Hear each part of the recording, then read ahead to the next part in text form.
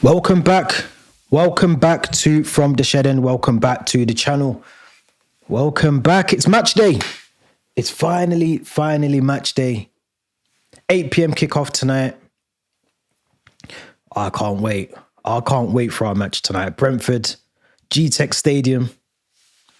3 points is a must. No ifs, no buts, no hows, no whys, no mistakes, no lapses in concentration. This has to be 3 points tonight.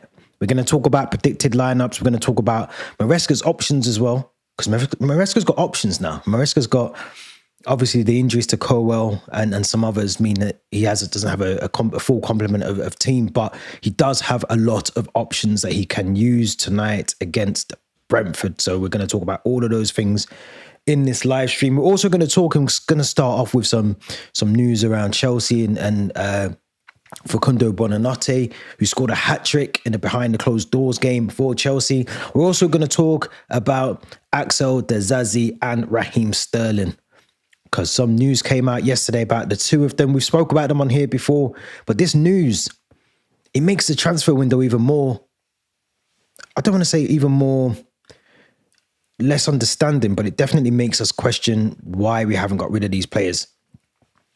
Makes us wonder why we've not got rid of people that are on £325,000 a week at the football club. So we're going to get into all of that. But let's talk about Buonanotte first of all, because he's been playing football for Chelsea behind closed doors. We spoke about him yesterday on the podcast. And if we're being honest, I think... if I'm being honest, I still stand by my point. I don't necessarily see where he's going to fit into our squad. I don't see where Buonanotte can fit into a squad that is very overstacked in terms of depth in the team that we've got at the moment. But it does say here, this is on our social account, as part of the Athletic report that came out last night, that during the international break, a friendly was held involving players who did not get caught up and the under-21s. Buonanotte scored 3 times, and a few of the players made a point of pulling Buonanotte to one side to congratulate him. It's good. It's good that we're doing this. It's good that we're incorporating him and bringing him into the team. I'm not against the player. I'm not against the player at all. I think the player is a really good player.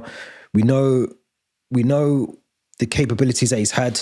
And one of the things I didn't realize yesterday, and I forgot, he knows Enzo Maresca very well from his time at Leicester City. So I get it a little bit, but at the same time, I'm thinking, and I said this yesterday on the podcast, is that bringing in these sort of players, for me, blocks the pathway to someone in our youth team. And it's all well and good that he's scoring a hat-trick behind closed doors, but no one cares unless you're doing it on a Saturday, 3 p.m. No one's going to care. No one's going to care if you're not assisting or you're not scoring goals when it matters. If we're playing in a Premier League game or in a cup game, he needs to do it then. Doing it behind closed doors is one thing. The intensity of the match intensity is completely different to playing behind closed doors in a friendly with your teammates. So I kind of want to see him do a little bit more. I want to see what he can do on the pitch, how he fits into Maresca's squad. Can he fit into Maresca's squad? I don't know. I personally don't think we should be bringing him in to this game. I think this game today is going to be important. We're going to talk about lineups. I don't think we even picked him. I don't think we even mentioned him yesterday on our podcast in terms of our predicted lineup. I don't think we even mentioned him yesterday. I don't think he gets a game today, to be honest. I don't think he's going to be in there. Let me just get on screen our lineup, what we've gone through yesterday. This is part of mine and Theo's predicted lineups for tonight's game. This is what we think we will see. Now, this is obviously what we're going to talk about slightly later on, because we do have options. But I think we've gone with what we think we can go with. Reece James played 2 games for England. He played a lot of minutes back to back. Can he play a 3rd game in quick succession? Possibly not. Can Malo Gusto step into that role? I think is a key question. Can he step into the role and do what we need him to do? Hopefully he can if he does start. I think we have to stick with Sanchez in goal. I think obviously he's the primary goalkeeper for us, so I think he's always going to be in the team. Chalobah, Tosin as a centre-back partnership. I still personally think this is our most consistent, solid back two that we've got. I don't think we need to bring in Wesley Fofana, Badiashile. I don't think we need to bring him in either. So I think this is the most solid back two that we can rely on in a game where things will be different for Brentford. As you said yesterday, they won't have Mbumo. They're not going to have Johan Wissa. They're not going to have Ivan Toney. They've lost a lot of, Damsgaard's gone as well. So they're going to lose a lot of players in that team that would have potentially gave us a something to think about in the game. But I think Chalobah, Tosin as a centre-backs will be good. We need him to be switched on. We need him to be switched on. Marco Correa, we didn't really talk about Marco Correa yesterday because he's been still played a lot of football for Spain. He got a goal. In the back of my mind, I'm still thinking about Wednesday's game, Bayern Munich. Do we need to play Marco Correa in this game? João Heto is there. Would it be sensible to bring him into a team, into a match, almost out the cold?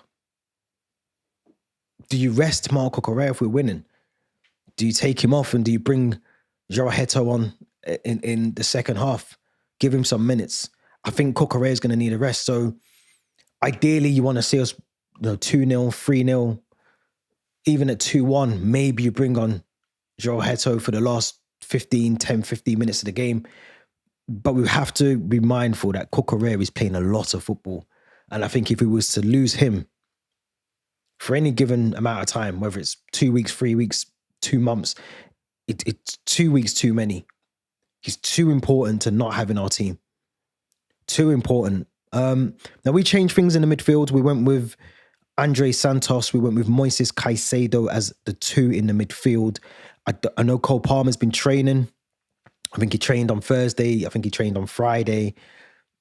He is in contention to be part of the squad for tonight. But I just think, again, with Bayern Munich with that in mind, that match on Wednesday at Allianz Arena, do you need to risk Cole Palmer, who's coming back from an injury? Do you want to risk him? Again, I'm personally not going to do that. So we've gone with Andre Santos and Moises Caicedo, who, again, played a lot of football for whilst he was away for Colombia, for Ecuador, sorry. And Andre Santos, again, another one that we spoke about him yesterday. He hasn't really been given a run of games for us. This could be an opportunity now. Lavia, we know he's not fit.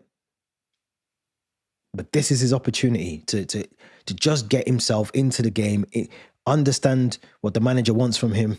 Because he looks very, again, like I spoke about Osugo, Santos, and we know this from his time at Strasbourg, but he looks very comfortable on the ball.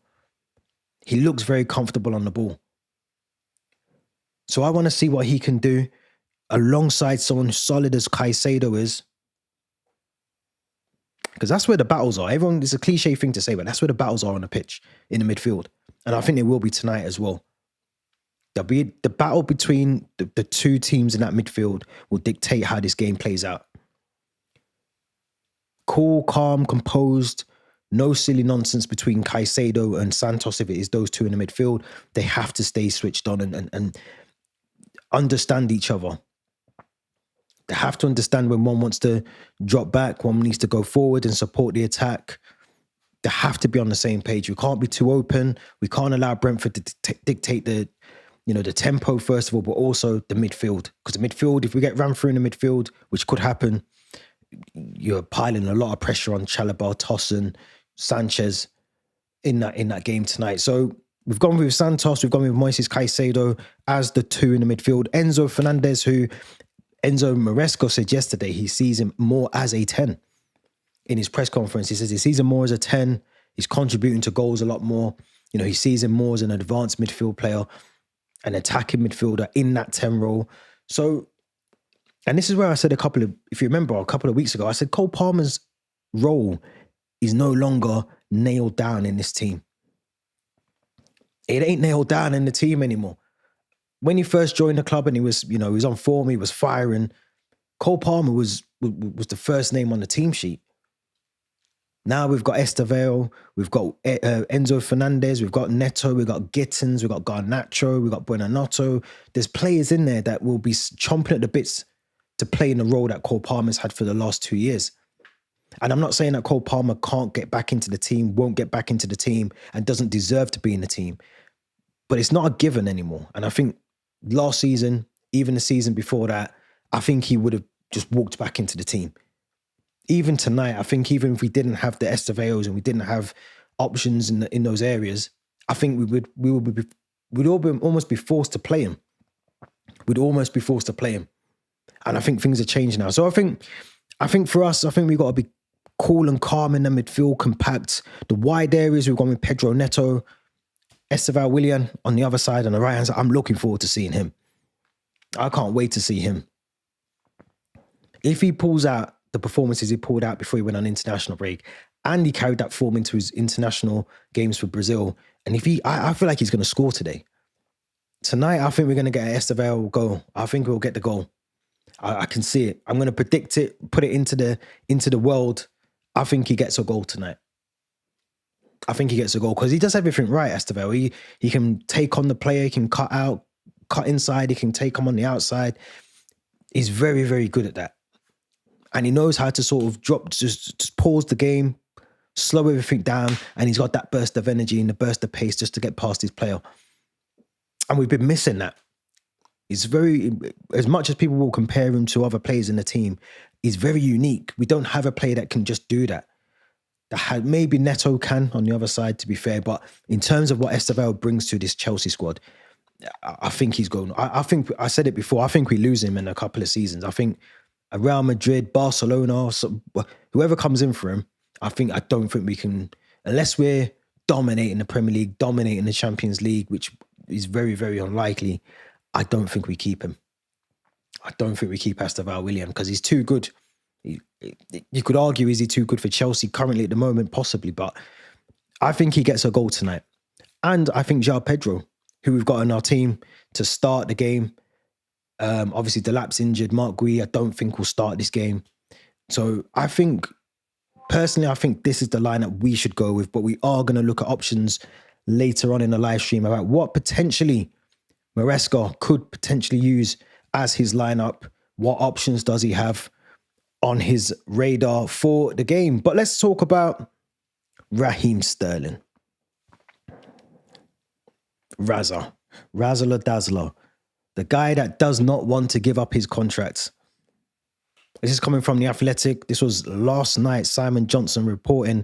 Enzo Maresca says Raheem Sterling and Axel Disasi not in Chelsea's plans following transfer window. It's an interesting article because it does go on to say that they will not get recalls to the Chelsea squad despite failing to secure moves away this summer. And this is what's frustrating about the Sterling thing, because I said all this a couple of days ago, but he had opportunities, Sterling. It's not like the phone wasn't ringing. Italy, Germany, England, clubs in London, all of them wanted a piece of him. Now, options, reduce your wages, take the wage cut, World Cup's coming up. You could still get into a squad. I, for the life of me, can't think why you would not want to be in an England World Cup squad. Possibly your last attempt at a World Cup. How old is Sterling now? He must be touching 30. So the next World Cup, he's not going to be part of that squad. This is probably your last opportunity to get into a squad of any capacity in terms of international football. This is damning from Enzo Maresca. As you can see here, they are Chelsea players. They have contracts with the club, but at this moment, they are still training apart. Since the start of the season, I haven't seen them. And then he was pressed on whether they have any chance of being part of his squad in the future. He replied, no. You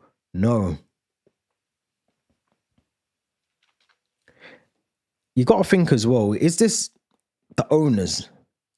We've seen it with Ben Chilwell.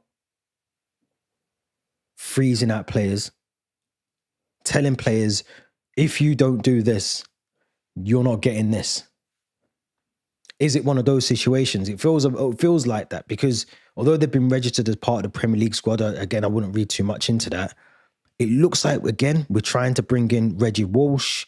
There's so many young players that we're trying to bring through.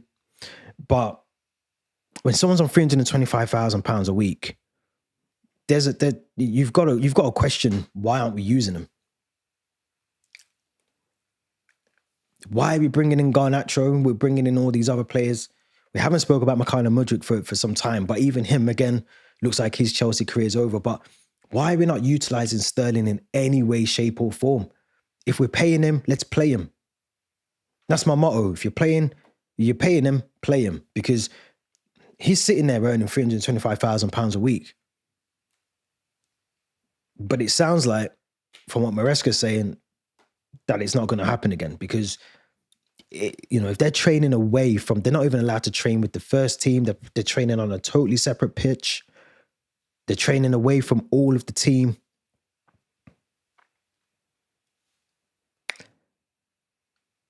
It's mental. I can't get my head around why you wouldn't want to try and get into a squad.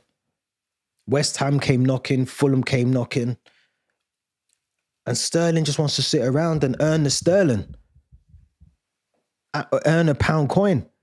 I honestly don't get it. I don't get it. And that's for Axel Disasi as well. Interesting one. I mean, look, Sterling's contract runs until 2027. He'll happily run that down. Dizazi's is even worse. His contract runs out in 2029. Now, he was very against the idea of going back out on loan. Also, didn't want to be sold. He wanted to try and fight for his place. But you have to read the room a little bit. If the manager's saying that you're not going to be part of his team and you're not part of his squad and you're not training with us, then you have to consider your options, surely. Especially Dizazi. I mean, flipping out, like there's so many things you could be doing. You could have gone on loan. You could have gone on loan. And now we're stuck with him and we won't play him. But Sterling is the key one. Sterling is the key one for me. We have to consider whether we just terminate his contract now and just say, actually, you know what? You're not playing for us. You're not part of the plans. We want you gone. We want you gone, because if you're not going to play for us, you're not training with us, we're not gaining anything from this. Pay him up. Pay him up. Get him out of the team. Because what is the point? What is the point? What do we gain by keeping a player that doesn't want to play for us? We're paying him a cool 300. I keep saying it. 325 English pounds. It's mental. It's mental. It's mental. Absolutely mental. It's mental. Can't believe it. Let's get to some positive news. Let's change the narrative. Let's get to some positive news, because we've signed a player. After it was announced we've been charged 74 times for historical financial issues at the club, we went and signed a striker, Emmanuel Emega, who will sign in 2026. Now, he's currently, obviously, as part of the Blue Coast sister club, RC Strasbourg. He is on fire. He's 22 years of age. He scored 14 goals and provided 3 assists in 27 league appearances. I think he's even gone on to captain Strasbourg a couple of times. This is a very good, for me, this is a very, very good deal. I think it sends a message to Nicholas Jackson. I think that's the end that we'll see of him. I don't think we'll see Nicholas Jackson in a Chelsea shirt again. We've now got the 3 strikers that I was talking about yesterday. I said yesterday we need 3 strikers to win stuff. I think obviously this season will be slightly different because we've got Mark Gui. But I think when we get Emega comes in, I think he'll actually be old enough, wise enough. He'll have had that experience in the French league to come into Chelsea's football club and do well. Because if he's scoring goals like that, albeit in what people would deem as a farmers league, but it's still a league that you have to respect. If he's doing that there, I think he comes in. I think exactly what I was just about saying. He comes in and he's going to be the successor to Nicholas Jackson.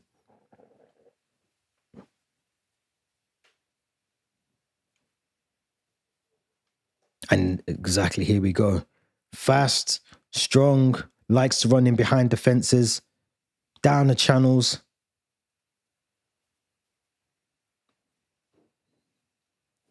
This is a good signing. Oh, and height as well. We forgot about his height. He's 6'5".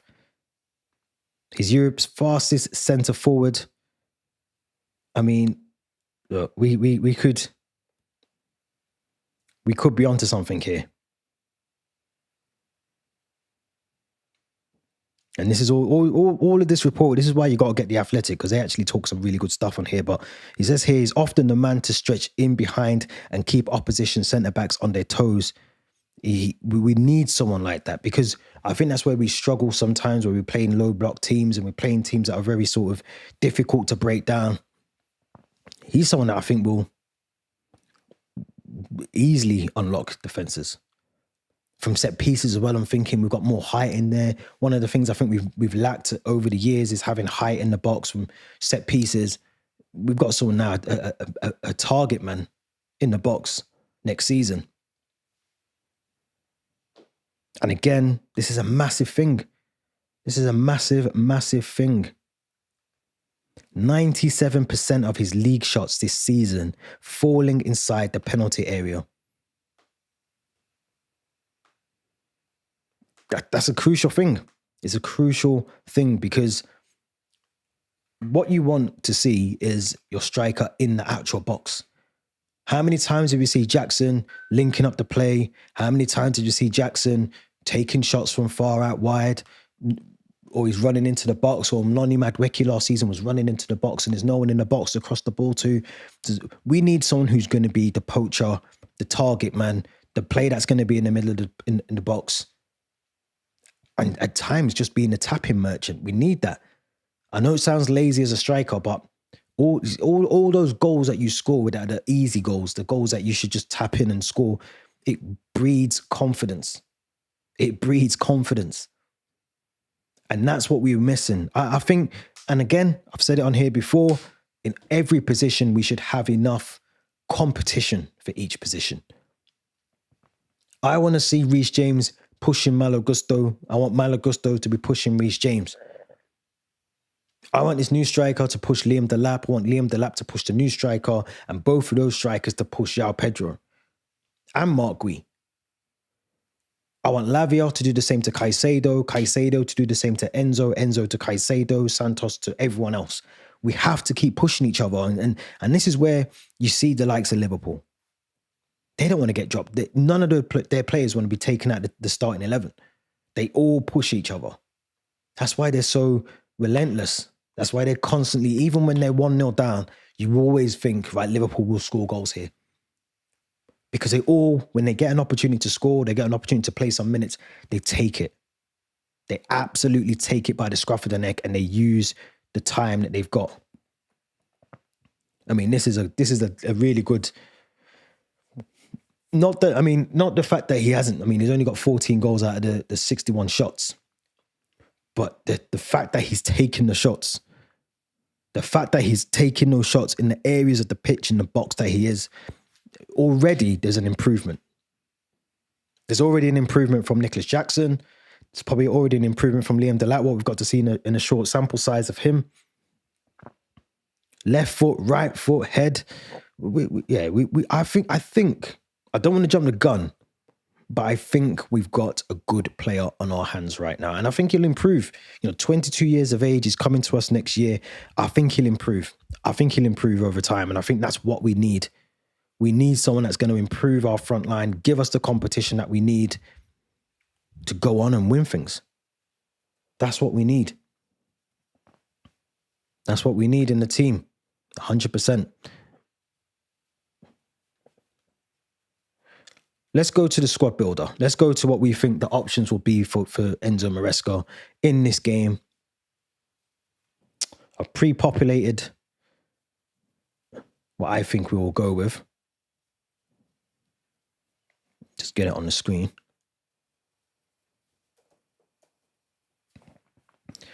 But we can play around with this lineup, because this lineup now, it gives us options. And I didn't think I'd be saying that, but it gives us a lot of options. So this is the lineup that we've gone with. This is one I showed on the screen earlier. Sanchez in goal, Malo Gusto, Chalobah and Tosin as the centre-backs, Marco Correa as our left-back, Andre Santos with Moises Caicedo in the midfield, Neto, Esteval on the wider areas of the attacking midfield, Enzo as the 10, João Pedro as the 9. Now we can mix and match with this because we have options. And Maresca is very, very difficult to determine or predict what his possible lineup will be. So you could see Reece James come in. I think this is very, very unlikely because he's played a lot of football, but Reece James comes back in. Again, he likes to get forward. We also know that we like to invert. We like to bring in our players here. Maybe you see Caicedo step into this role here with Santos coming in. Reece James drops into here, as we do with the inverting. It's one of Maresca's favourites, where he likes to do that when we have got possession of the ball. Of course, when we lose possession of the ball, we revert back to the 4-2-3-1. But then you could also switch it up again, because if it is Caicedo and Enzo in the midfield here, you could actually bring Esteval into the 10, Neto to the right. And here's where you get those options, because you could then bring on Garnacho, who's missed quite a lot of football. So again, I think this is very unlikely that we'll see Garnacho come into this team tonight, but it's another option. You have Pedro Neto on the right, Garnacho on the left. Again, you can, throughout the match, you can swap those over. You could have Garnacho on the right and Neto on the left. Maresca said last season he prefers Neto on the right-hand side. I prefer him on the left. I think he gives you a lot more on that left-hand side, especially thinking back to the Club World Cup, some of the goals that he scored from that left-hand side. I think he gives you a little bit more dynamic. I think he's just a bit better in terms of bringing the ball forward, advancing with it, cutting in, taking his shots off on that side of the pitch. But you've got options. We've got more options. We've got more options because we could see Gittins come in. I think this is probably more realistic if we do see changes in this team and it isn't Santos in the midfield. Then you've got Jamie Gittins, who can play on the left. Again, you got Pedro Neto there. But you've also got more options as well. Because you could take out Gittins. You could put Esteval back on the right. You could put João Pedro in the 10, as he was against, I think it was against Fulham before Delap's injury. And then you could just bring in Marc Gui, who, again, I don't think this will be the options, but Maresca has the luxury now of dropping players, resting them for the Champions League games and bringing in players. And Marc Gui, actually, I think if he does start, I don't think he will, but if he did start in this game tonight, I think you're looking at Neto, loves to get the ball into the box, loves to run with the ball into the box, loves to penetrate the ball and get it into the box, let the striker have something to work with. Esteval does exactly the same. João Pedro, again, another one who does the same. So I don't think, I remember, I can't remember if it was I can't remember what game it was when Tariq George, I think was it not the Fulham game? I think it might have been the Fulham game. And Tariq George was playing the 9. And look, I love Tariq George. I think he's a really good player. I think he's a brilliant player in terms of what he can do off the left-hand side. But playing him as a number 9, it doesn't work. And he did it in the Conference League a couple of times last season, Maresca, but it doesn't work. It doesn't work. It doesn't work. I don't think he's physically strong enough to play as a number 9. I think Marc Gui gives you something different because I think he's a lot stronger. He can hold up the ball very well. He can score goals. I don't think Tariq George has the knack in terms of being able to do that going forward with the ball and being in the right areas at the right time as well. And that's a key thing of, timing your run into the box. Linking up with the wider players on, Esteval and Neto. I think those things are so crucial as a number 9. And if you don't do those things properly, you're not going to get the goals. So I think playing Tariq George there, it was always going to be a mistake in that game. It would be a mistake in this game tonight. But Mark Gui is an option. He is an option. He is an option. Now, we can also, again, look at the defence. Again, with that game in mind on Wednesday, we know that Fofana is now back in the team. My question, if we did play Fofana, is do you disrupt, and this is probably the best time to do it off the back of an international break, but do you disrupt? I'm watching the Arsenal game, by the way, at the same time, and they just scored a goal, but it's a goal that could win September's goal of the season. Absolute jokers. Yeah. Do you disrupt the defensive line? Do you disrupt the defensive line with Chalobah and Tosun, who have been the two regular players at centre-back for us, to bring in Wesley Fofana? If you're expecting him to play against Munich, do you give him minutes? Do you start him and take him off? Or do you bring him on second half? So Maresca's got a luxury of options to work with. But we've got to get 3 points. I don't care how we get 3 points, but we've got to get 3 points. Even more so now that I'm watching this stupid game. And Nottingham Forest, I mean, it's a good goal. Goalkeeper's got to do better. But even though now Arsenal's 1-0 up, we've got to get 3 points regardless anyway. It doesn't even matter what they're doing in that game. We have to get 3 points. Have to get 3 points tonight. So let me know what you think. Let me know what your predictions are. Don't forget to subscribe. We're now also streaming on Twitter. So again, those of you on Twitter, thank you very much for joining. We'll be back after the game match review. Let's hope it's not a ranting video because this game's going to be on very late. You might not want to see me ranting on a Saturday night. But if we lose, make sure you come back here. If we win, make sure you come back to this channel. Hit that notification bell. We'll be back after the game. Enjoy the rest of your Saturday. We'll be back soon.